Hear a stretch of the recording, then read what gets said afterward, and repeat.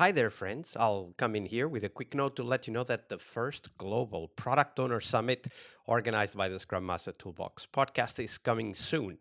To know more, check out the bit.ly/Product Owner 2023. That's bit.ly/Product Owner 2023. That's all one word, all lowercase. And stick around to the end of the episode to know more. But for now, on to the show. Hi, I'm your host Vasco Duarte. Welcome to the Scrum Master Toolbox podcast, where we share tips and tricks from Scrum Masters around the world. Every day, we bring you inspiring answers to important questions that all Scrum Masters face day after day. Hello, everybody. Welcome to our Team Tuesday this week with Gemma Murray. Hey, Gemma, welcome back. Thanks for having me back, Vasco. Absolutely. So, Gemma, today we're going to talk about the teams that self-destruct. But as usual, before all of that, let's dive into the source of knowledge we so often like to talk about here on the podcast, which is books. So tell us, what's the book that most influenced you in your career as a Scrum Master? If I could be cheeky enough to say two, because I think there is, as a beginning Scrum Master or beginning in Agile at all, if you're part of a Scrum team in particular, Scrum Mastery by Jeff Watts should be your Bible, I think. And the reason why is that Scrum Master role can sometimes be conflated with facilitation, that you have to set up the ceremonies and manage the ceremonies and, be kind of a calendar monkey a little bit. For the team. And it's so much more than that. And I think Scrum Mastery by Jeff Watts really brings to life the true impact that you can have on a team if you just bring it up a level to the interactions and the collaboration and what you're looking for as a Scrum Master in the team dynamic. So for me, that's a really, really good one to go past what you read as far as what the Scrum Master role is on paper and actually bring you to that next level of truly adding some mastery to the Scrum Master role. And I think the second one, and I'm seeing a lot more about this in the reading that I'm doing lately, is trying to move past mastering your own role and think about the team and what are they delivering. And it should be about value, right? It should be about value. And you can do all of the activities that are laid out in the Scrum Guide until you're blue in the face. But if the team are not delivering value, then it doesn't really matter how fast they're going or how efficient they are. So a book I would recommend to get you to that kind of next level to focus on value is Move to Value from Right to Left by Mike Burrows. It talks about focusing on the outcomes, gives you some really practical toolkits in there as well. And it brings you from the outcome and encourages you to move back from there. So how do you go from right to left with that outcome at the center of your thinking, which I found really useful. Yeah, and from right to left, just to clarify, everybody means from the customer to the actual, solution or whatever, instead of starting from the solution, right? Yeah, absolutely. Absolutely. It's a great book. And I think it really helps whether you're a Scrum Master, an Agile Coach, you're working at the organizational level or right at the team level. It just helps center the customer or the value that you're trying to add in every conversation that you're having, which is great.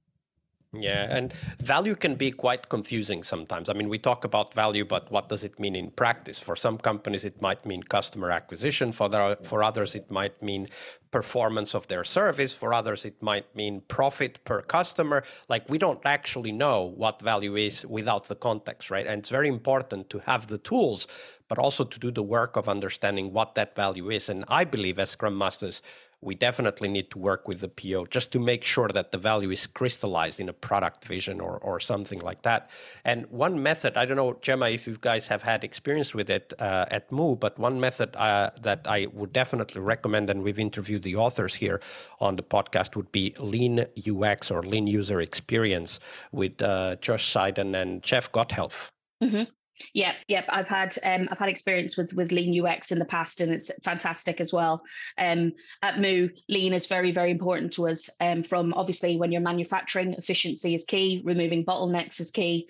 But also with our technology teams, a lot of them use Kanban and focus on the metrics that they are putting in place and their development practices as well as a result. So it's really, really another lens that you can look at Agile in your companies. And again, it's all about context, right? I definitely was heavily more Scrum in my past, based on where I was working, but now I'm in this company that has a strong manufacturing physical product arm, which is something I hadn't experienced before. I'm opening my mind even more to the world of lean and Kanban and lean UX. Absolutely. So, Gemma, of course, today is Tuesday, so we won't talk about teams and how sometimes they become their own worst enemies. So, walk us through a story of a team and, highlight for us the small examples, behaviors that over time became a problem for that team.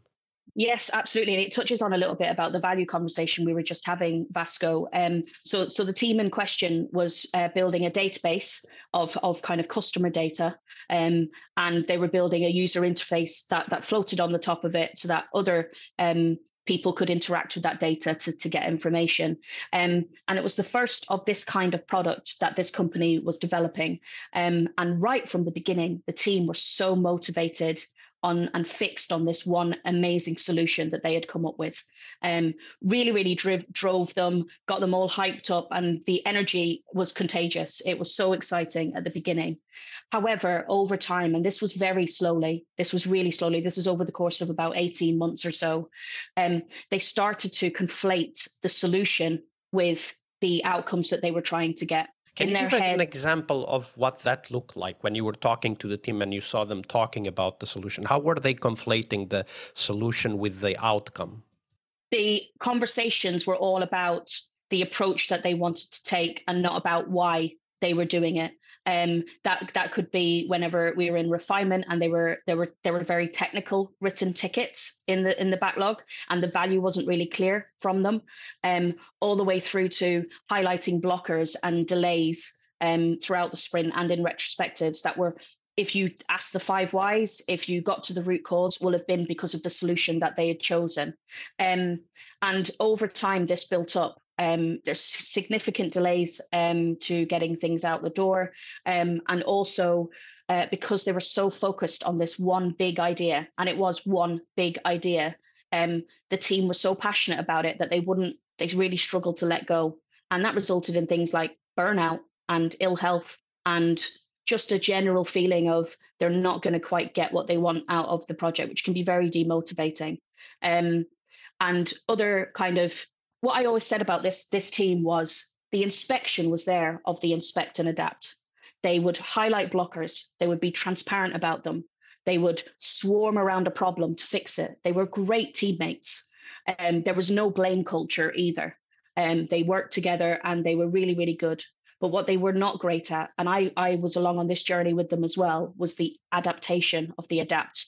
We never took the time to take a step back and go, what is the root cause of all of these issues? And that is why it kind of slowly caught up with us. A bit like the metaphor of the frog being in the pot of water and not feeling it boiling, right? So it just ended up being a very problematic project. Unfortunately, when we realized the root cause of the problem and that we would do it all differently, it was a bit too late by that point, and so much work had been done that we had to kind of just see it through. But we did not deliver the product that we wanted to as a result.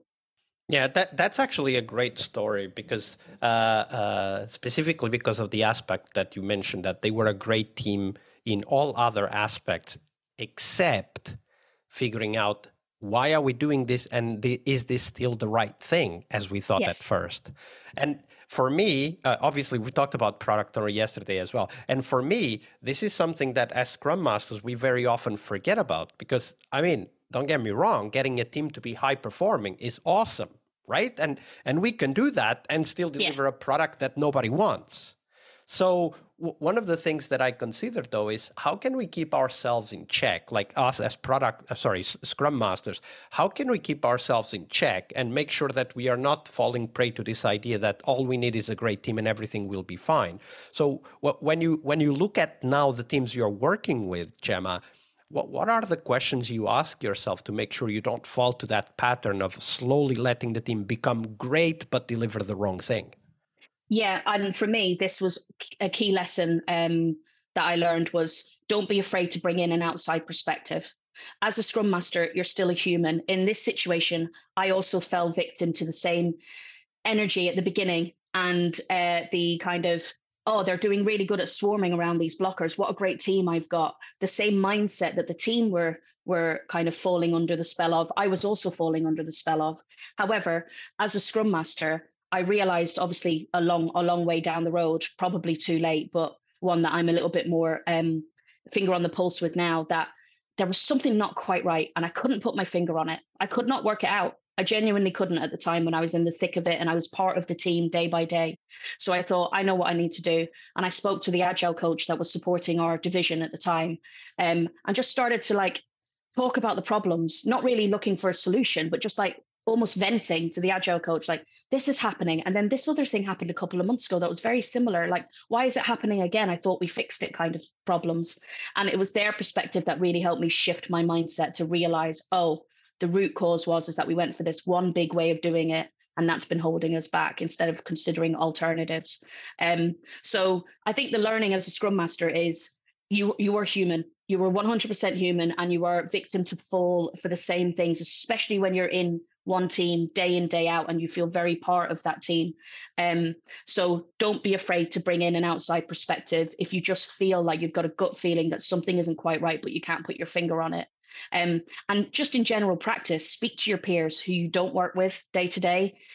Join some Agile communities. You'll always get a fresh perspective when it's not in your day to day that you can still glean and, bring into your own practice. So that's kind of like my one learning from that story. Yeah, and a great learning it is, finding a community, finding a group of peers that you can share ideas with and kind of get the value out of a different perspective, but also a totally different history, right? Like that, just like you, Gemma, you're sharing things that others have talked about here on the podcast, but you're bringing in a totally different background, a different collection of insights and learnings that you're sharing with us. And when we talk to our colleagues and peers in the community, we're doing the same. We're getting a totally different perspective, right? We're all Scrum Masters and Agile coaches, but we all have a different experience. Absolutely. And I think that also helps because there will also be elements of the Scrum Master role, like we talk about the different stances of a Scrum Master or an Agile coach, that where you're having to swap your hats a little bit. You'll always have one or two favorite hats that you naturally have the skills and the characteristics and the personality traits of those elements. So sometimes getting an outside, being self-aware and getting an outside perspective can help you with the other hats that maybe you don't reach for as often because you're just not as comfortable with them. So like open communication or, conflict resolution, they're a couple of the tougher ones, I think, from my perspective anyway. So if you can speak to somebody or set up a mentoring relationship with somebody who you've seen is great at that stuff, then that can help you with your own individual development as well. So it's kind of a win-win getting that outside perspective, no matter whether it's for you as an individual, for your team, or for the organization that you're working with. Absolutely. And I'll put the link on the show notes for you that are listening to this episode. If you're interested in that, you can join our community here on the podcast. I'll put the link on the show notes for people to find it and join. We have a Slack that, just like Gemma said, you can go in and start asking questions and somebody will answer and you'll get a different perspective, maybe even set up a coffee call or something like that. In these days of remote work, it's quite easy to talk to someone on the other side of the planet. Gemma, thank you very much for this story. It's been great. Thank you, Vasco. Hi there, Agile friends. Thank you for sticking around. This year's first global summit dedicated to the product owner role in Scrum will have some amazing keynotes and 2 tracks filled with first-hand stories and experiences for product owners to learn more about that critical Scrum role. We'll have Roman Pichler, author and product expert, who will be answering your questions and sharing the most important aspects of the product owner role. We'll also have Colleen Johnson talking about why roadmaps are probably making your life much harder than it needs to be and what to do instead. This talk was quite a success in Agile Online Summit 2022, and Colleen has learned some new tricks, tools, techniques that she will share with us when it comes to roadmaps for the product owner role. And we will also have Henrik Nyberg, author of Scrum and Kanban from the Trenches, as well as one of the creators of the Spotify model. So come in and listen to his stories. And we'll also have, of course, 2 tracks with many more sessions and even some live sessions. The 2 tracks will cover practices every product owner should know, where we'll be hosting conversations on topics that product owners need to be familiar with, like backlog refinement, planning, and much more. The second track will be on metrics, measuring product and personal success as a product owner. As product owners, it's crucial to have a clear understanding of what are the metrics that drive success for us, and of course also for the products and businesses that we work with. And we need to continuously measure and optimize those metrics. So in this track, we'll be sharing what's working and what's not in the area of measuring success for product owners. We will also have the opportunity to network with our peers. It's a network event, of course, so get your tickets and join our Slack. Go to bit.ly/product owner 2023. That's all one word, all lowercase. As always, we will have free tickets and VIP tickets, which will give you long-term access to the content of this summit. So check them out at bit.ly/product owner 2023. All lowercase, all one word. I'll see you on the summit floor.